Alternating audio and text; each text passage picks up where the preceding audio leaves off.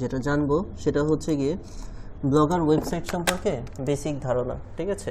Blogger website আসলে কি এবং এটার মধ্যে কি কি কাজ করা যায়, ঠিক আছে। তো প্রথমে আমরা দেখলাম কি core component of blogger website, যে ব্লগার ওয়েবসাইটের মধ্যে মূল কম্পোনেন্ট কি কি আছে। সো আমরা প্রথমে যেটা দেখলাম কি হোম পেজ। ওকে, একটা ওয়েবসাইটের হোম পেজ কাকে বলে? ওই যে আমরা যেটা দেখালাম যে প্রথম যে পেজটা থাকে সেটাই হচ্ছে গিয়ে হোম পেজ হিসাবে থাকে। এবং হোম পেজে কি থাকে? ডিসপ্লে করে recent blog post and feature content. যে হোম পেজে আপনার সব কন্টেন্ট থাকবে না, আপনার হয়তো 200-300 কন্টেন্ট আছে, তার মধ্যে যেগুলো পপুলার হয়েছে, ভিউয়ার বেশি হয়েছে, ট্রাফিক বেশি হয়েছে, ফিচার বেশি হয়েছে, যেগুলো রিসেন্ট মাত্র আপলোড করেছেন কিছুদিন আগে, শুধু সেগুলোই থাকবে হোম পেজে, ঠিক আছে। ওকে, এরপরে অবশ্যই একটা পেজ দিতে হবে, সেটাকে বলে অ্যাবাউট পেজ। অ্যাবাউট পেজ জিনিসটা কি? অ্যাবাউট পেজ মানে আমি যদি বাংলায় বলি, আগে এখানে বলি provide information about the blogs purpose or its author, ঠিক আছে। অ্যাবাউট পেজ মানে পেজটা সম্পর্কে ধারণা দেওয়া, পেজের যে অথর মালিক তার সম্পর্কে ধারণা দেওয়া। অ্যাবাউট পেজে কিন্তু কন্টেন্ট লেখা থাকে না, অ্যাবাউট পেজে কি লেখা থাকে? যে এই পেজটা কেন খোলা হয়েছে, কত সালে খোলা হয়েছে, এই পেজের মালিককে। ধরেন আপনারা কোনো একটা কোম্পানির ওয়েবসাইটে গেলাম, আচ্ছা ধরেন আমরা ইউনিলিভারে গেলাম, ইউনিলিভার বাংলাদেশ, আচ্ছা ঠিক আছে, ইউনিলিভার।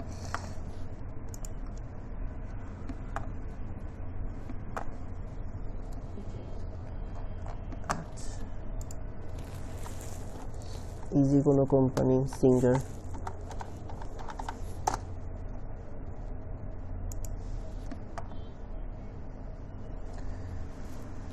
products, campaign, effects,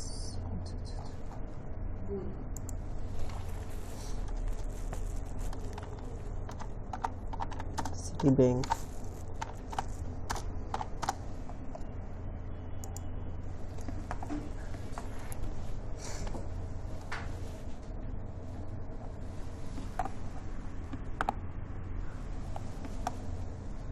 এই যে এটা হচ্ছে গিয়ে আমাদের ব্লগার ওয়েবসাইটের সাথে পারফেক্টলি যায়, সিটি ব্যাংকের যে ওয়েবসাইটটা, ঠিক আছে। আমাদের ব্লগার ওয়েবসাইটটাও খানিকটা এরকমই দেখতে হবে, যে সামনে দিয়ে বাকিগুলো আমি কেটে দিই যেগুলো আমাদের দরকার নেই। আচ্ছা, এক এক ওয়েবসাইট এক এক সিএমএস দিয়ে করা, তো এটা তো বুঝে গিয়েছেন, এই জন্য এক একটা থিম এক এক রকম, কোনটা মাঝখান দিয়ে, কোনটা এখান থেকে, ঠিক আছে। আচ্ছা, এটা আমরা কেটে দিই, যেটা আমার দরকার সেটা আমরা রাখি। যেমন এই যে সিটি ব্যাংকের যে ওয়েবসাইটটা, এটা কাইন্ড অফ আমরা যেভাবে ব্লগার ওয়েবসাইটটা তৈরি করবো সেরকম, মাঝখানে কন্টেন্টগুলো থাকবে আর হচ্ছে বাঁদিকে হচ্ছে আমার মেনুগুলো থাকবে, ঠিক আছে। তো একটা ওয়েবসাইটের শুরুতেই থাকে হচ্ছে গিয়ে হোম পেজ, যেটা আমরা বললাম, যেটা হচ্ছে গিয়ে আমরা হচ্ছে সব পপুলার বা রিসেন্ট কন্টেন্টগুলো থাকবে। নেক্সটেই কোনটা চলে আসবে? অ্যাবাউট আস পেজ, ঠিক আছে। তাহলে আমরা যদি সিটি ব্যাংকের অ্যাবাউট আস পেজটা দেখি, আচ্ছা ওভারভিউ মানে হচ্ছে এটা সম্পর্কে, সিটি ব্যাংক সম্পর্কে ওভারঅল একটা ধারণা দেওয়া, হিস্ট্রি কত সালে হয়েছে, এটার মালিককে, তারপরে হচ্ছে গিয়ে ভিশন কি, মিশন কি, মানে এই ব্যাংক কি হতে চায় না হতে চায় বড় হয়ে, ঠিক আছে। বোর্ড অফ ডিরেক্টরস, এটার মালিক পর্যায়ে কারা কারা রয়েছে। তাহলে আপনারা অ্যাবাউট আস পেজটা সম্পর্কে ধারণা পেয়েছেন। অ্যাবাউট আস পেজে কি লিখতে হয়? অ্যাবাউট আস পেজে হচ্ছে কি আপনার হচ্ছে ওয়েবসাইট সম্পর্কে লিখবেন, ওয়েবসাইটটা কেন তৈরি করা হয়েছে, কবে তৈরি করা হয়েছে, এটার মালিকের কে কে রয়েছে, এই ওয়েবসাইটের মিশন কি, ভিশন কি, এই জিনিসগুলোই আপনাদের কিন্তু নিজের মাথা থেকে এই পেজগুলো লেখা আসবে না। হোম পেজ তো আপনার জাস্ট কন্টেন্ট পাবলিশ হবে, সামনে আসতে থাকবে। বাকি যে অ্যাবাউট আস পেজ লিখবেন, এগুলো আপনার একটু ওয়েবসাইটে ঘেটে ঘেটে দেখতে হবে যে মানুষ ভালো ভালো ওয়েবসাইটগুলো কীভাবে লিখেছে। তো আপনাদের স্যাম্পল হিসেবে দিলাম সিটি ব্যাংকের ওয়েবসাইটটা, এটা আপনারা ফলো করতে পারেন, ঠিক আছে। এটা দেখে আপনারা অ্যাবাউট আস পেজ লিখতে পারেন, ঠিক আছে। এরপরে হচ্ছে গিয়ে ব্লগ পোস্ট পেজ, যে পেজগুলোতে আপনি ব্লগগুলো পোস্ট করবেন, ঠিক আছে। তো ব্লগ পোস্ট পেজ হচ্ছে মানে এটা তো ব্যাংকের ওয়েবসাইট, আপনার ক্ষেত্রে কি হবে? আপনার ক্ষেত্রে যখন হচ্ছে গিয়ে অ্যাবাউট আস সেকশনের কাজ শেষ, তখন হচ্ছে গিয়ে আপনার আস্তে আস্তে এখানে একটা মেনু থাকবে ব্লগস বা পোস্ট, এগুলো, ঠিক আছে। ওইটা ক্লিক করলে মানুষজন আপনার ব্লগগুলো এখানে চলে আসতে থাকবে। ওকে ফাইন, বুঝতে পারলাম, আপনার কন্টেন্টগুলো আসবে। এরপরে হচ্ছে গিয়ে ক্যাটাগরাইজ অ্যাপ অ্যান্ড ট্যাগস। আচ্ছা, এই জিনিসটা আবার কি? ক্যাটাগরাইজ অ্যান্ড ট্যাগস, আচ্ছা organizational structure for grouping content. আচ্ছা, গ্রুপিং কন্টেন্ট এটা আপনাদের লাগবে না। কন্ট্যাক্ট পেজ, এটা খুবই জরুরি। কন্ট্যাক্ট পেজ, একটা ওয়েবসাইটের অবশ্যই কি থাকে? কন্ট্যাক্ট পেজ থাকে, ঠিক আছে। একটা কন্ট্যাক্ট পেজ দেখতে কেমন হয়? যেমন এখানে লেখা থাকবে নিশ্চয়ই contact us page, about us contact us name, না এটা about us accounts contact us page তো থাকে, আচ্ছা না থাকলেও থাকে আর কি সব আপনার ইয়েতে ওয়েবসাইটে কি কন্ট্যাক্ট আস পেজ থাকবে না, যে মানুষজন কিভাবে কন্ট্যাক্ট করবে আপনার সাথে, না থাকে হয়তো কোনো কারণে দেখাচ্ছে না, আপনাদের একটা মেনু ক্রিয়েট করতে হবে কন্ট্যাক্ট আসে কি থাকবে, কন্ট্যাক্ট আসে ওয়েবসাইটের যে মালিক তার ইমেল অ্যাড্রেস থাকবে, তার সাথে যে যোগাযোগ করা যেতে পারে, এটা ফেসবুক আইডি হতে পারে, লিঙ্কডইন আইডি হতে পারে, মানে আপনার এই ওয়েবসাইটের মালিকের সাথে যোগাযোগ করা যায়, এই পেজের মালিকের সাথে যোগাযোগ করা যায়, এমন সব ইনফরমেশন আপনার কন্ট্যাক্ট আস পেজে দিয়ে দিতে হবে, ঠিক আছে। ওকে, এই পর্যন্ত বোঝা গেল। এরপরে হচ্ছে 2 নম্বরে আসি, ডিজাইন অ্যান্ড ইউজার ইন্টারফেস। এই জিনিসটা কি, প্রথমে হচ্ছে কি রেসপন্সিভ ডিজাইন, আচ্ছা adapts the website layout to put different screen size like desktop, tablet, mobile। আচ্ছা এখানে কি হবে, আপনার কন্টেন্টটা পাবলিশ করার পর আপনি ওয়েবসাইটের ভিতরেই নিজেই দেখতে পারবেন যে আপনার এই ওয়েবসাইটটা সবাই কি কম্পিউটারে বসে দেখবে, কেউ ল্যাপটপে দেখবে, কেউ মোবাইলে দেখবে, কেউ ট্যাবে দেখবে, ঠিক আছে। তো আপনি ভিউগুলো দেখতে পারবেন, যে ফেসবুক অ্যাডে যেমন আমরা ভিউ দেখছি না, রিলসে কেমন দেখায়, ভিডিওতে কেমন দেখায়, তেমনি আপনার যে কন্টেন্টটা কম্পিউটারে যেভাবে দেখাবে আপনার লেখাটা, মোবাইলে কিন্তু ওইভাবে দেখাবে না, ঠিক আছে। মোবাইলে একটু ছোট হয়ে আসবে, লেখা আরো বড় হয়ে যাবে, তো আপনি ইয়েগুলো দেখতে পারবেন, ঠিক আছে, ভিউগুলো দেখতে পারবেন যে কোথায় কিভাবে দেখাচ্ছে। ওকে, এরপরে হচ্ছে গিয়ে navigation menu provides easy access to pages like home, about, blog, contact us। এই যে নেভিগেশন মেনু মানে হচ্ছে গিয়ে যেগুলো হচ্ছে আপনার এই যে পেজের মেনুগুলো থাকবে, যে আপনার হোম থাকবে, অ্যাবাউট আস থাকবে, ব্লগ পোস্টগুলো থাকবে, কন্ট্যাক্ট, এই চারটা মানে হচ্ছে গিয়ে এগুলো হচ্ছে গিয়ে একদম মিনিমাম, এই চারটা হচ্ছে গিয়ে মেনু আপনার থাকা লাগবে এই ওয়েবসাইটে, আমরা এই চারটা দিয়েই দেখাবো, ঠিক আছে। ওকে, এরপর হচ্ছে টাইপোগ্রাফি অ্যান্ড রিডেবিলিটি, আচ্ছা fonts and spacing optimize for readability. ওই যে আমি বললাম যে আপনি হচ্ছে ভিতরে যখন কন্টেন্টগুলো লিখবেন ওই ব্লগারের ভিতর, আপনি চাইলে ওই যে আমরা যে শিখেছি না সাবটাইটেল করা, হেডিং 1 করা, হেডিং 2 করা, ফ্রন্ট সাইজটা সুন্দর করা, ফ্রন্ট ঠিক করা, ঠিক আছে, প্যারাগ্রাফ লাগবো না সাবটাইটেল লাগবো, মানে এই জিনিসগুলো টাইপোগ্রাফি মানেই হচ্ছে ফ্রন্ট নিয়ে কাজ, ফ্রন্টটাকে কিভাবে সুন্দর করবেন, ঠিক আছে, এটা বলে টাইপোগ্রাফি, ঠিক আছে। সাইডবার, আচ্ছা সাইডবার ওয়াইড গেট, আচ্ছা sections for categorize archives, search bars and features post। এই যে সাইডবার ওয়াইড গেট, আমাদেরকে যদি এই টাইপের ওয়েবসাইটটা বানাতে হয়, উপরের অংশকে কি বলে টপ বার, আর বাঁদিকের অংশটাকে বলে সাইড বার, ঠিক আছে। তো এই সাইড বারের অপশনটা আপনার শুধু এই যে ইয়েতেই দেওয়া আছে, ব্লগারেই দেওয়া আছে, ওয়ার্ডপ্রেস বা অন্যান্য সব জায়গায় হচ্ছে কি ওই উপরেই মেনু যায়, ঠিক আছে। তো আপনার যখন ব্লগারে তৈরি করবেন, এই সাইড বারে যে আপনার মেনুগুলোকে সেখানে সেট করতে হবে। এই যে আমরা যে এই 4টা পেজ বানাবো, এই 4টা পেজ কি আমার আবার হোম পেজে শো করাতে হবে না, মানুষজন তো এখানে এনে মেনুগুলো দেখাতে হবে, তাহলে না মানুষ এগুলো ক্লিক করে করে এটার ভিতরে যাবে। তো এই যে শো করাবো, বাদিকে আনবো, এই কাজটা করতে হবে আমাদের কোথায়, যে সাইড বার ওয়াইড গেট, যেটা সাইড বারে যে আমাদের কাজটা করতে হবে, বুঝা গেল। তারপরে হচ্ছে কি ফুটার ডিজাইন, কন্টেন্টের লিঙ্ক, কপিরাইট ইনফরমেশন, ওই যে বললাম আপনি এখানে ইন্টারনাল লিঙ্ক, এক্সটার্নাল লিঙ্ক যেভাবে ডক্সে করেছেন সেগুলো এখানে করতে পারবেন, ঠিক আছে। Okay fine. তারপরে হচ্ছে essential features, users authentication, allow users to register, log in, app and comment. বললামই তো যে এটা আপনি যদি লগ আউট করে রেখে দেন, এটা পুরাটাই কানেক্টেড কিসের সাথে বলেন তো, ব্লগার ওয়েবসাইটটা কোথা থেকে আসবে, এটা একবার যখন অ্যাকাউন্ট খুলে ফেলবেন তখন কি আবার ব্লগারে ঢুকবেন, আসবে কোথা থেকে, এটা এই যে এখানেই তো আছে 9 ডটের থেকে, ঠিক আছে। তাহলে হচ্ছে গিয়ে আপনার যদি এই ওয়েবসাইট, আপনার যদি জিমেল লগ আউট করে ফেলেন, এই ওয়েবসাইটে আর কেউ ঢুকতে পারবে না, ঠিক আছে। ওকে ফাইন, মানে আপনার কম্পিউটারে যদি জিমেল লগ ইন অবস্থায় থাকে, তাহলে আপনার কম্পিউটারে বসে এখানে যে কেউ এডিট করে ফেলতে পারবে, ঠিক আছে। বাইরের মানুষকে তো লিঙ্ক দিলে পারবে না, বাট আপনার কম্পিউটারে যদি জিমেলটা লগ ইন থাকে, কারণ কি এটা লগ ইনের সাথে কানেক্টেড, ঠিক আছে, লগ আউট করে রাখলে তাহলে আর কেউ এটার ভিতর ঢুকতে পারবে না। এই জন্য এটা এখানে বলা রয়েছে, ঠিক আছে, যে এখানে একটা ইউজার অথেন্টিফিকেশন, মানে আপনার ইউজারের একটা পাওয়ার দেওয়া রয়েছে, সেটি লগ আউট করে রাখলে কেউ ঢুকতে পারবে না। ওকে ফাইন,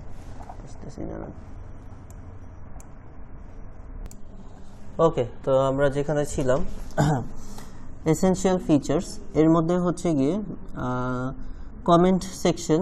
ও হ্যাঁ, এখানে হচ্ছে আপনার ওয়েবসাইটের ভিতর দেখবেন আপনি হচ্ছে গিয়ে কাউকে যদি অ্যাক্সেস দিতে চান, আমরা যেরকম ডক্স ফাইলে 3 ধরনের অ্যাক্সেস দিতে পেরেছি না, ভিউয়ার, কমেন্টার, এডিটর, ঠিক আছে, এখানেও সেম অপশনগুলো রয়েছে যে কাউকে যদি চান আপনি কমেন্টার হিসেবে অ্যাক্সেস দিতে, সে হচ্ছে গিয়ে কমেন্ট করতে পারবে এটার মধ্যে। ওকে, রিলেটেড পোস্ট, সোশ্যাল মিডিয়া, আচ্ছা social media sharing, buttons for easy sharing, ওই যে বাটন দেওয়া আছে, যেমন আপনি পুরো ওয়েবসাইটটা শেয়ার করবেন আপনার ফেসবুক পেজে, আপনার ওয়েবসাইটের লিঙ্কটা দিয়ে রাখবেন।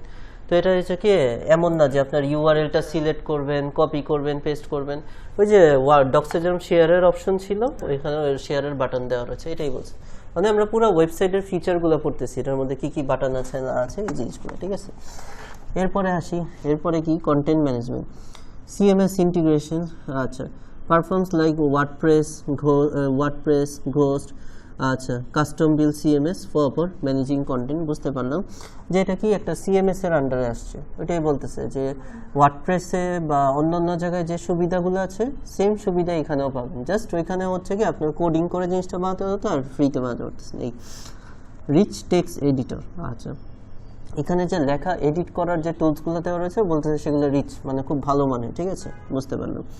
Media management, upload app and manage image, videos and other files, এই যে আপনার যে কন্টেন্টের মাঝখানে কি ছবি দিতে হবে, একবারেই কি ভিডিও দিব না, কিছু কিছু তো ভিডিও দিতে হবে, অলরাউন্ডারে দেখছেন না ছোট ছোট ভিডিও, তো কন্টেন্ট যখন বড় হবে 500 ওয়ার্ডে কোনো ভিডিওর দরকার নেই, কিছু কিছু রাখবেন 1000 ওয়ার্ডের কন্টেন্ট, বড় কন্টেন্ট, তখন আপনার একটা ছোট্ট ভিডিও দিয়ে দিতে পারেন টপিক রিলেটেড, ঠিক আছে, ক্যানভা থেকে ডিজাইন করে অ্যানিমেটেড ভিডিও দিতে পারেন, আপনি যদি চান নিজে শ্যুট করবেন নিজে শ্যুট করে দিতে পারেন। আর আপনার কুকিং চ্যানেল আছে, কুকিংয়ের একটা রেসিপি লিখতেছেন, যে চিকেন রেজাল্লার ফুল রেসিপিটা লিখতেছেন 1000 কন্টেন্ট, তাহলে এই যে আপনি যে ওই যে রান্না করেছিলেন যে ভিডিওটা, ওই ভিডিওটাই এখানে হচ্ছে গিয়ে রেখে দিলেন, কন্টেন্টের কোনো একটা মাঝখানে রেখে দিলেন, ঠিক আছে, এরকম। ওকে, তো এটা হচ্ছে মিডিয়া সেকশন আছে, সেখানে যে আপনার ছবি ভিডিও এগুলো আপলোড করতে পারবেন, দেখিয়ে দিব এগুলো যখন প্র্যাকটিক্যালি কাজ করবো দেখিয়ে দিব। পোস্ট স্ক্যাজুয়ালিং, এই যে স্ক্যাজুয়ালিং যারা ইউটিউব চ্যানেল নিয়ে কাজ করে তাদের জন্য এটা বোঝা সহজ, নাহলে অনেক কঠিন। স্ক্যাজুয়ালিং জিনিসটা কি, ওই যে একইভাবে যে কোন দিন আমি ভিডিওগুলো আপলোড করব, ঠিক আছে, আমি কি 7 দিনে 7টা ভিডিও আপলোড করব না, এটা হচ্ছে গিয়ে যে সময়গুলোতে ভিউয়ার পাওয়ার চান্সেস বেশি থাকে, ঠিক আছে। তো ধরেন আমার হচ্ছে কি আমার হাতে 3টা ভিডিও রেডি রয়েছে, তো আমি কি একদম ওই সময়টা আসবে সে পর্যন্ত অপেক্ষা করবো না, আপনার রেডি হয়ে গেছে, ভিডিও এসইও করা রয়েছে, আপনি কি করে রাখতে পারেন, স্কেজুয়াল করে রাখতে পারেন, ঠিক আছে, যে আমি চাচ্ছি আজকের যেন 13 তারিখ বৃহস্পতিবার 15 তারিখে আমি এই ভিডিওটা যেন আপলোড হয়ে যায় বা এই কন্টেন্টটা যেন পাবলিশ হয়ে যায়, এরকম স্কেজুয়াল করে রাখতে পারবেন, ঠিক আছে। রাইট। ইউটিউবে যেটাকে প্রিমিয়ার করা বলে, ঠিক আছে, যে আপনার কাছে মনে হচ্ছে আপনি লাইভ ভিডিও দেখতেছেন, আসলে কিন্তু এটা শুট করে রাখছে 1 বছর আগে, কিন্তু এই যে লাইভ চ্যাটের অপশন আসতেছে, কমেন্ট আসতেছে, ঠিক আছে, এটাকে বলি স্কেজুয়াল বা প্রিমিয়ার করে রাখা। তো এটা আপনি ব্লগারের মধ্যেও করতে পারবেন, আপনার কন্টেন্ট সব রেডি করে জাস্ট পাবলিশ করার সময় আপনি স্কেজুয়াল ডেট দিয়ে রাখতে পারবেন, যে এই যে রেডি থাকলো কিন্তু এই ডেটে এতটা বাজে যেন এটা পাবলিশ হয়, তাহলে ওই যে মানুষ পড়ার চান্সেস বেশি থাকে এরকম, ঠিক আছে। হ্যাঁ ওইটা ওটা হয়ে যাবে, ঠিক আছে। আচ্ছা ওকে, তারপরে হচ্ছে গিয়ে এসইও সেটিংস, আচ্ছা ওই যে যেটা বললাম, tools for managing materials, URLs and site map generation. আচ্ছা এসইও সেটিংস মানে আমার একটা কন্টেন্টকে এসইও অপটিমাইজ করার জন্য যা যা দরকার সবই এটার ভিতরে আছে, সরাসরি গুগল ডক্স যেরকম দেখতে ছিল এটা এরকমই, একদম জাস্ট দেখতে একটু জাস্ট ডিফারেন্ট, ভিতরে কাজগুলো একই। আচ্ছা SEO and performance, search engine optimization, এসইওর কী কী রয়েছে, আপনি আপনার লেখাকে এখানে টাইটেল বানাতে পারবেন, যেটা আমরা সাবটাইটেল করেছি এটাকে মেটা ডেসক্রিপশন এখানে বানাতে পারবেন। আচ্ছা এসইও ফ্রেন্ডলি ইউআরএলস, ঠিক আছে, আপনার যে প্রত্যেকটা পোস্টের জন্য কি হয় আলাদা আলাদা ইউআরএল হয়, যেমন এই যে আমি যে এখন সিটি ব্যাংকে আছি এটার ইউআরএলটার নাম কি citibank.com, তাই না, citibank.com/home, ওকে, এটা হচ্ছে গিয়ে এই ব্যাংকের ইউআরএল। এখন আমি যখন হচ্ছে গিয়ে অ্যাবাউট আস সেকশনে ঢুকলাম, ইউআরএল চেঞ্জ হয়েছে না, citibank.com/home/about us, ঠিক আছে, তাহলে আমরা কি বুঝলাম, প্রত্যেকটা মেনু বা প্রত্যেকটা পোস্টের কি আলাদা আলাদা ইউআরএল থাকে, ঠিক আছে, আদার, এবং এই ইউআরএলগুলো অবশ্যই কি আপনার পোস্টের সাথে কানেক্টেড হতে হবে। এখানে যদি আমি কি এখন কোথায় আছি, অ্যাবাউট আস সেকশন, এখানে যদি আমার এখানে লিখে রাখতাম কন্ট্যাক্ট আস, গুগল কনফিউজ হয়ে যেত, ঠিক আছে। মানুষ তো আর উপরে অত চেক করে না, মানুষ ভিতরে পড়তে থাকে, মানুষ তো আর এটাকে র্যাঙ্কে আনবে না, গুগল র্যাঙ্কে আনবে। গুগল চেক করবে যে পোস্টটা লিখেছে সেটার ইউআরএলটাও ঠিক একই আছে নাকি, ঠিক আছে। যেমন আপনার নাম হচ্ছে ফেসবুক আইডি ধরলাম আফরান আলী, এখন উপরে যখন www.facebook.com লেখা আসে, যখন আপনার ফেসবুকটা কম্পিউটারে লগ ইন করেন, লাস্টে কি আপনার নাম আসে? কি আসে বলেন তো? পার্সেন্টেজ আসবে, কিছু সংখ্যা আসবে, আপনারা দেখবেন ফেসবুক লগ ইন করে। কারণ কি আপনাদের ইউআরএলটা কাস্টমাইজ করে না, ঠিকঠাক করে না, ঠিক আছে। এই জন্য কি হচ্ছে, আপনার ফেসবুক আইডিটা গুগলের সামনে আসতেছে না। গুগলে যদি আফরান আলী লিখে সার্চ দেন, আপনার ফেসবুক আইডি সামনে আসবে না, কারণ আপনার ইউআরএলটা ঠিক করা নেই, ঠিক আছে। ইউআরএল ঠিক করতে হবে, ঠিক আছে। তো এটা আমরা করতে পারবো, এটা আমরা হচ্ছে কি এটার ভিতর করতে পারবো, ফাইন, বোঝা গেল। ইউআরএল কাস্টমাইজ করতে পারবো, ইমেজ অল্টার টেক্সট দিতে পারবো এটার ভিতর, ওকে। এরপরে হচ্ছে গিয়ে প্রপার হেডিং ট্যাগ, ওই যে হেডিং 1, হেডিং 2, হেডিং 3 এগুলো করতে পারবো। আচ্ছা, এক্সএমএল সাইট ম্যাপ এটা আপনাদের লাগবে না, এটা যারা ওয়েব ডিজাইনে তাদের লাগবে, আপনাদের এই 3টা করলেই হয়ে যাবে, ঠিক আছে। তারপর সাইট ম্যাপ জিনিসটা কি এটা সম্পর্কে বলে নিই। সাইট ম্যাপ মানে হচ্ছে গিয়ে ওয়েবসাইট স্ট্রাকচার, ঠিক আছে। আমরা যদি একটু গুগলকে জিজ্ঞেস করি হোয়াট ইজ সাইট ম্যাপ, এগুলো আপনাদের জানতে হবে। What is site map, site map জিনিসটা কি? A sitemap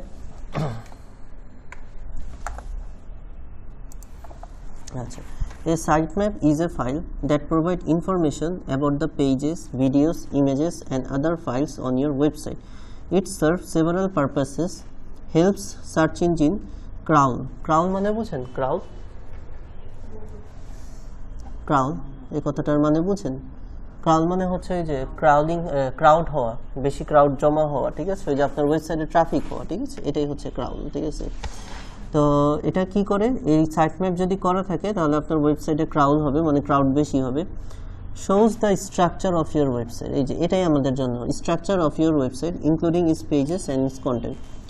আচ্ছা, outline every point of your website including how they pay contact app and why they matter.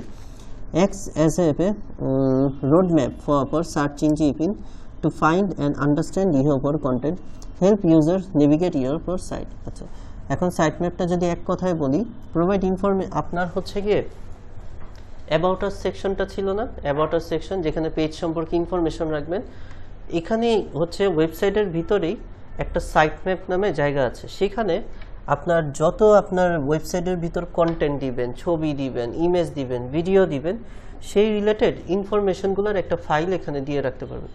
যে আমি আজকে এই কন্টেন্টে এই ছবি দিয়েছি, জাস্ট এক লাইনে লেখা, ঠিক আছে। আমি এই কন্টেন্টে এই ভিডিও দিয়েছি, একটা সময় এই ফাইলটা হচ্ছে গিয়ে বাড়তে থাকবে, যত কন্টেন্ট দিবেন, যত করবেন। এটাতে কি হবে, গুগল ওয়েবসাইটের ভিতরে ঢুকে, গুগলের এত সময় নেই আপনার পুরো কন্টেন্ট পড়বে, এই সাইট ম্যাপে যে চেক করবে যে আপনার কোন কন্টেন্টটা, কোন বিষয়ে কি ছবি দিয়েছেন, ঠিক আছে। তো এই হচ্ছে সাইট ম্যাপের কাজ। সোজা ভাষায় আপনার ওয়েবসাইটের structure, shows the structure of your website. আপনি যখন হচ্ছে গিয়ে একটা 5-6 পেজের সাইট ম্যাপ ফাইল লিখে ফেলবেন, গুগল বুঝে যাবে না যে ওয়েবসাইটটার স্ট্রাকচারটা কি, মানে ওয়েবসাইটটা কিসের জন্য তৈরি করা হয়েছে, এটার মধ্যে কুকিং আছে নাকি স্পোর্টস আছে। গুগল কি, গুগল একটা রোবট, সে তো এত বুঝবে না। কন্টেন্ট ক্লিক করে, গুগল তো কোনো মানুষ না, সে কন্টেন্ট ক্লিক করে ভিতরে পরে এসিও অপটিমাইজ করে ওইভাবে করবে না, ঠিক আছে। সে শুধু এই যে সামারি ফাইলটা, সাইট ম্যাপ ফাইলটা চেক করে তাকে বুঝে নিতে হবে যে এটার স্ট্রাকচারটা কি, ঠিক আছে, ওয়েবসাইটের স্ট্রাকচার। তাই কেউ যদি জিজ্ঞেস করে আপনাদের সাইট ম্যাপ জিনিসটা কি, এটা হচ্ছে ওয়েবসাইটের স্ট্রাকচার, ওয়েবসাইটটার ধরন কি হবে, এটার ভিতরে কি থাকবে, ছবি কি থাকবে, কন্টেন্ট কি থাকবে, ভিডিও কি থাকবে, সেগুলো একটা ফাইল এখানে আপলোড করে রাখুন, শেষ। পারফরমেন্স অপটিমাইজেশন, আচ্ছা, এটা হচ্ছে গিয়ে মিনিফাইড সিএসএস এগুলো লাগবে না। আচ্ছা, মানিটাইজেশন, এইটার কথাই আমি বলতেছিলাম, মানিটাইজেশন, ঠিক আছে। যে আমার এটা যে আমি একটা করব, এটা করার পিছনে আমার তো একটা মোটিভেশন থাকতে হবে। আমি একটা ফেসবুক পেজ চালাবো, মোটিভেশনটা কি, যে একটা সময় যে আমার 10K ফলোয়ার হবে, আমি এখান থেকে টাকা ইনকাম হবে, তাই না। বা আমি একটা চ্যানেল চালাবো, কেন, যে আমার হচ্ছে একটা সময় যে আমার 10K সাবস্ক্রাইবারটা হবে, আমি হচ্ছে এখান থেকে টাকা পাবো। তো এই যে ব্লগার ওয়েবসাইটের মোটিভেশন কি, এই যে এটারও মানিটাইজেশন আছে, ঠিক আছে। তো মানিটাইজেশনটা কিভাবে হবে, এটা affiliate marketing, embedding affiliate links in post. Affiliate marketing মানে আপনার এই ওয়েবসাইটটাকে বিভিন্ন আপনার যেসব সোশ্যাল মিডিয়া রয়েছে like Facebook page, YouTube channel, সেখানে যে আপনার এই ওয়েবসাইটের লিঙ্কটা রেখে আসতে হবে, ঠিক আছে? যেন মানুষজন যখন আপনার ফেসবুক পোস্টটা পড়ে আপনার ওয়েবসাইটের লিঙ্ক দিকে আপনার ওয়েবসাইটের ভিতর ঢুকে। কারণ হবে কিসের উপর? ওই ট্রাফিকের উপর। মানুষজন যখন ভিতরে ঢুকবে, কন্টেন্ট পড়বে, তখন আপনার মনিটাইজেশন হবে, ঠিক আছে? Advertisement, entering perform life high Google AdSense. আচ্ছা, অ্যাডভার্টাইজমেন্ট আপনারা শুরুর দিকে ওয়েবসাইটে পাবেন না, যখন ওয়েবসাইটটা জনপ্রিয় হবে তখন মানুষজন আপনার এই ওয়েবসাইটে ইনভেস্ট করবে, অ্যাড দিবে, ঠিক আছে? স্পন্সর্ড পোস্ট, স্পন্সর্ড পোস্ট এটা হচ্ছে গিয়ে কি, আপনি হচ্ছে টাকা দিয়ে মানে কাউকে স্পন্সর করলেন আপনার ওয়েবসাইটের জন্য, ঠিক আছে? স্পন্সর করা বুঝছেন না?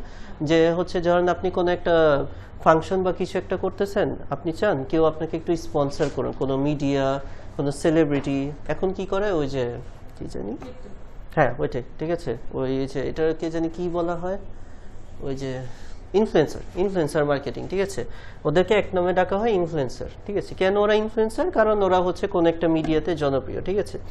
তো হচ্ছে স্পন্সর পোস্ট মানে হচ্ছে আপনার ওয়েবসাইটের ভিতর এরকম কোনো ইনফ্লুয়েন্সার, এটা কোনো কোম্পানিও হতে পারে, কোনো ব্যক্তিও হতে পারে, যে একটু মিডিয়া জগৎ বা কর্পোরেট লাইনে একটু স্ট্যাবলিশ, সে আপনার ওয়েবসাইট নিয়ে কোনো একটা পোস্ট করলো, ঠিক আছে? ঠিক আছে, আপনার ওয়েবসাইটের ভিতরেই তার কোনো একটা ছবি বা তার কোনো একটা কন্টেন্ট, কোনো একটা বানিয়ে দিল, ঠিক আছে? তারই কোনো একটা ভিডিও শেয়ার করলো আপনার ওয়েবসাইটের মধ্যে। তাই দেখা গেল কি আপনার ওয়েবসাইট একটু স্পন্সর হলো, সে টাকা নিবে, এর বিনিময়ে টাকা নিবে, কিন্তু হচ্ছে কি আপনার ওয়েবসাইটে একটা পরিচিতি পেলো। মানে মানিটাইজ করতে হলে কি আপনার তো এই ভিউয়ার এগুলো বাড়াতে হবে, এগুলো করার টেকনিকগুলো বলতেছে আর কি, এগুলো করতে পারেন আপনি, ঠিক আছে? Selling products and services, offering e books, courses, app and ওই যে হ্যাঁ, আপনার ওয়েবসাইটটা যদি এমন করেন যেটা দিয়ে আপনি সেল করবেন, ঠিক আছে? ব্লগার দিয়ে করতে পারবেন, শপিফাই লাগবে না, কিন্তু এটা হচ্ছে গিয়ে ওই আপনার একদম দ্বারা যেগুলোর মতো হবে না, বাট হচ্ছে ই বুক। এই জন্যই বলছে এখানে হচ্ছে গিয়ে, কিন্তু কোথাও কোনো বলা নেই গ্রসারি প্রোডাক্ট, মানে আপনি যে shirt pant T shirt sale করবেন এখানে এগুলা না। বইটা বিক্রি করতে পারেন, কি করতে পারেন, আপনার কাছে ইউনিক বইয়ের কালেকশন আছে, সে বইয়ের ছবি দিয়ে আপনি তো হচ্ছে গিয়ে একটা টি শার্টের উপর 500 ওয়ার্ডের কন্টেন্ট লিখতে পারবেন? অসম্ভব। টি শার্টের উপর কি লিখবেন? সাইজ লিখবেন, এই লিখবেন, সেগুলো কি 500 ওয়ার্ড হবে? এগুলো হবে না। কিন্তু যদি একটা বই নিয়ে লেখেন তাহলে এটা 500 কেন, এটা হচ্ছে ওয়ার্ডের অভাব নেই, ঠিক আছে? তাহলে ওয়েবসাইটটা তৈরি করা হয়েছে কন্টেন্ট রাইটিং এর জন্য। তাহলে আপনি এখানে কি করতে পারবেন, ই বুক সেল করতে পারবেন আপনার ব্লগার ওয়েবসাইটে, যাদের ওই যে সুমাইয়া ম্যাম মেবি লিখেছিল এপিক বুক নিয়ে, ঠিক আছে? তাহলে আপনাদের যদি যাদের বই পড়া ভালো লাগে, ভালো ভালো কালেকশন আছে বইয়ের, তারা সে বইয়ের ছবি দিয়ে সে বই রিলেটেড 500 ওয়ার্ড 1000 ওয়ার্ড লিখলো, মাঝখানে বইয়ের ছবিটা রাখলো, কয়েকটা হেডিং দিল, তো মানুষজন আর হচ্ছে গিয়ে আচ্ছা, ওয়েবসাইটে তো আর আপনি বলতে পারবেন না যে 100 টাকা দিয়ে কিনেন এরকম। এই বইটাকে সেল করাবেন কিভাবে? এই ওয়েবসাইট মানে আপনার পুরো ওয়েবসাইটের যত কন্টেন্ট সব বই নিয়ে, সব আপনি বিভিন্ন এপিক বই নিয়ে হচ্ছে লেখালেখি করেন। তারপর আপনি একটা ফেসবুক পেজ খুললেন, যে কারোর যদি এপিক বইয়ের ইউনিক ই বুকের দরকার হয় তাহলে আমার সাথে যোগাযোগ করো, ঠিক আছে? এই যে কিভাবে যোগাযোগ করবে, সে যে মানুষটার এপিক বুক দরকার, সে তো এপিক বুক মানে হায়েস্ট মহাকাব্য এতটুকুই জানে, যে পৌরাণিক কোনো ঘটনার উপর বই। সে যখন একটা বই ভিতরে পড়বে তখন না বুঝবে যে এই বইয়ের ভিতরে এইটা আছে, ওই বই। আপনি তো আর ফেসবুক পেজে ওই 50টা বইয়ের নাম ওইভাবে দিতে পারবেন না। আপনি জাস্ট হচ্ছে কি সেলিং কাজটা করবেন আপনার পেজের মধ্যে, যে প্রচারের কাজটা, যে এই ওয়েবসাইটে যে আপনারা বইগুলো সম্পর্কে ডিটেলস পড়তে পারবেন, কারোর যদি কোনো বইয়ের দরকার হয় আমার পেজে যোগাযোগ করবেন। তাহলে এই যে পেজটা আপনাকে এইভাবে সেল করতে সাহায্য করবে ই বুকগুলোতে। এখানে আপনি সেই জিনিসগুলোই সেল করতে পারবেন, যেমন কোর্স সেল করতে পারবেন। এই যে আমাদের যেমন প্রতিষ্ঠানে কোর্স সেল করে ওয়েবসাইট থেকে, ঠিক আছে? ওয়েবসাইট থেকে একটা কোর্স সম্পর্কে 500 কেন, 10,000, যেমন ডিজিটাল মার্কেটিং সম্পর্কে অভাব নেই।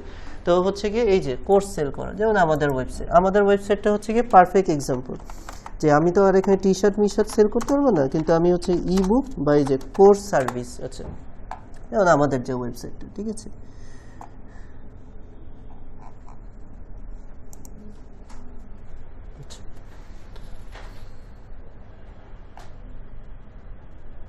এই যে আমাদের যে ওয়েবসাইটটা, ঠিক আছে?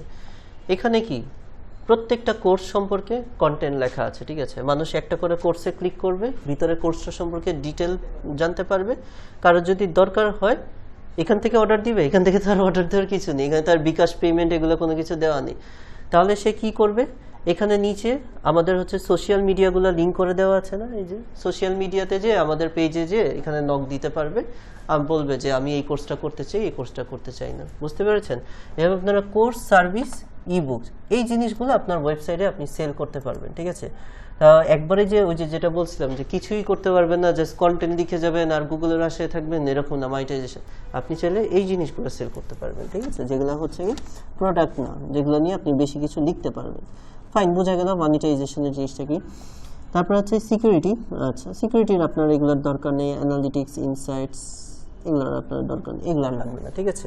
তাহলে আমরা এই পর্যন্তই রাখলাম যে আমরা হচ্ছে গিয়ে যদি একটু রিভিউ করি যে ব্লগার ওয়েবসাইটটা আমরা তৈরি করব, আমরা হচ্ছে দুইটা উদ্দেশ্যে। প্রথমত যারা আমরা হচ্ছে গিয়ে ফ্রিল্যান্সিং করতে চাই, আমরা একটা ওয়েবসাইট রেডি করে একদম ওয়েবসাইটে কন্টেন্ট ভর্তি রাখবো, সব যেন আমাদের ক্লায়েন্ট যদি আমাদের ওয়েবসাইট দেখতে চাই যে আমি কন্টেন্ট লিখতে পারি নাকি, এটা ওয়ান কাইন্ড অফ আমার পোর্টফোলিও থাকবে ওয়েবসাইটটা, যে আমরা ওয়েবসাইটের লিঙ্ক জাস্ট ক্লায়েন্টকে দেখে দিব, তাহলেই তো ক্লায়েন্ট আমার কন্টেন্টগুলো পরে পরে দেখতে পারবে, ও হ্যাঁ ভালোই লেখে, তাহলে আমাকে কাজ দিবে। এই হচ্ছে একটা পার্ট।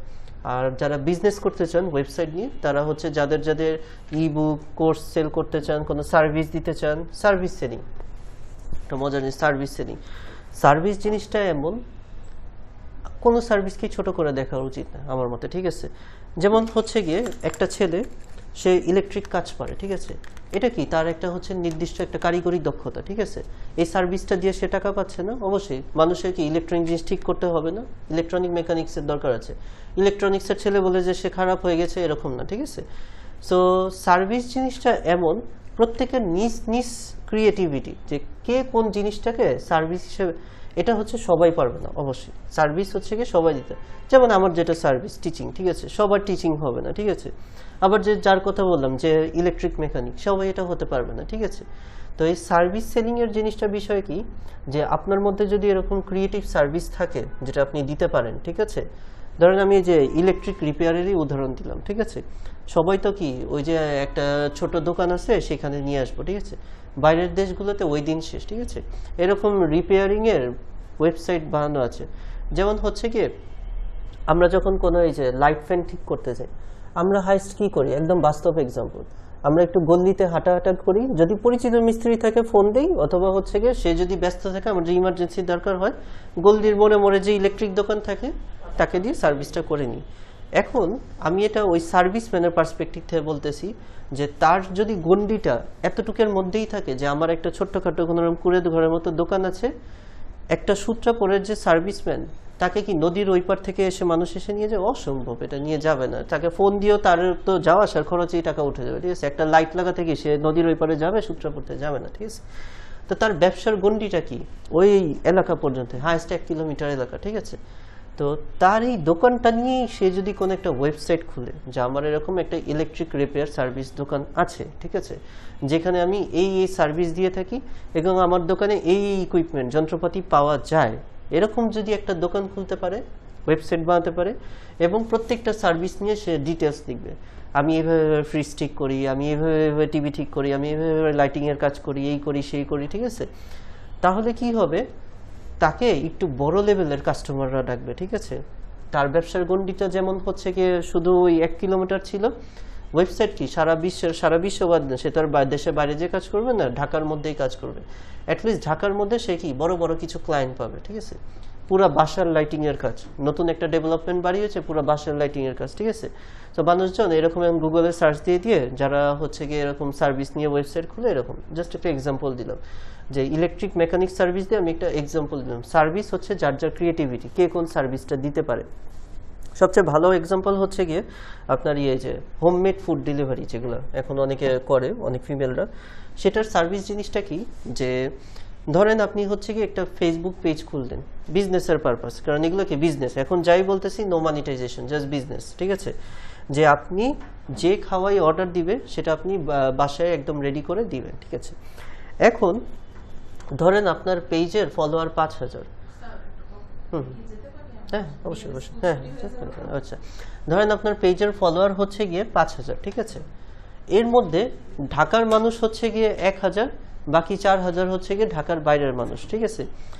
আপনি চিন্তা করেন, কেউ আপনাকে পিৎজা অর্ডার দিল থেকে খাগড়াছড়ি থেকে আপনি হচ্ছে বাংলা বাজারে বসে আছেন, দিতে পারবেন? আপনি হোমমেড ফুড ডেলিভারি ওই মান থাকবে? অসম্ভব, ঠিক আছে।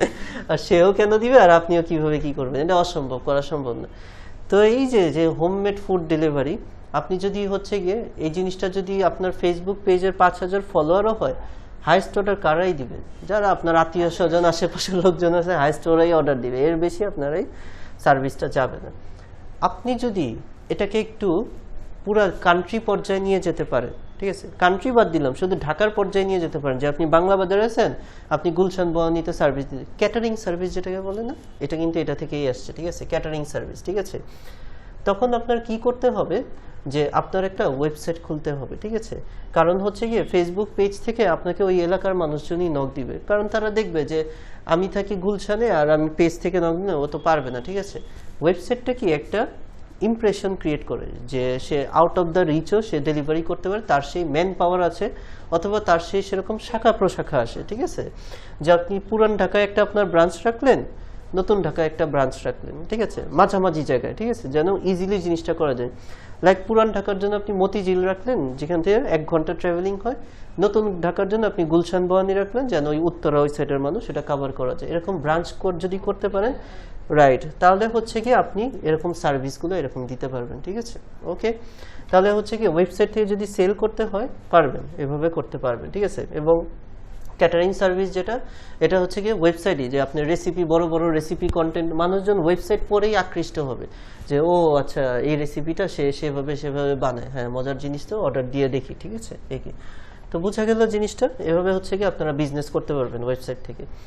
আরেকটা জিনিস আছে ওয়েবসাইট থেকে কিভাবে, আপনার যে ব্লগার ওয়েবসাইটটা যদি এমন পর্যায়ে চলে যায় যে 50-60টা কন্টেন্ট রেডি, খুব ভালো রেসপন্স পাচ্ছেন, চাইলে আপনি এই ব্লগার ওয়েবসাইটটা সেলও করতে পারেন, ঠিক আছে।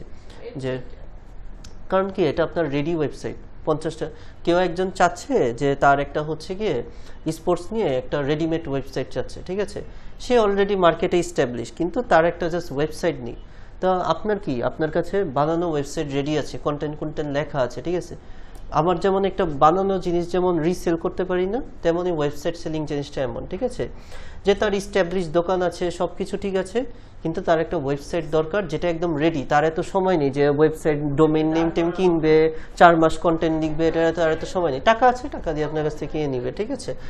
ডিপেন্ড করে, এটা ক্লায়েন্টের সাথে কথা বলে নিতে হবে, ডিপেন্ড করে, ঠিক আছে। 10,000, 20,000, 30,000, এটা ক্লায়েন্টের অনুযায়ী ডিপেন্ড করে। কন্টেন্টের রাইটিং, কত ভালো কন্টেন্ট, মানে কতটুকু আপনি, সে এটা কিনে কি করবে, সে তার পারপাস কি, এটা কি যে গুগলে তার রিলেটেড প্রোডাক্টগুলো নিয়ে সার্চ দিলে যেন তার ওয়েবসাইটটা সামনে আসে। তো এটা যদি আপনার ওয়েবসাইটটাকে অ্যাটলিস্ট প্রথমে না হলেও অ্যাটলিস্ট যদি ফার্স্ট পেজে একদম লাস্টে 11-12 নম্বরেও যদি থাকে, তাহলেও হচ্ছে গিয়ে ভালো, এরকম ওয়েবসাইটগুলো আপনারা সেল করে দিতে পারবেন, ঠিক আছে। ওকে, তাহলে বুঝতে পারলাম আমরা ওয়েবসাইট দিয়ে আমরা কি কি কাজ করব। নেক্সট দিন আমরা প্র্যাকটিক্যালি ওয়েবসাইটটা বানাবো। ওকে, আজকে এতটুকু।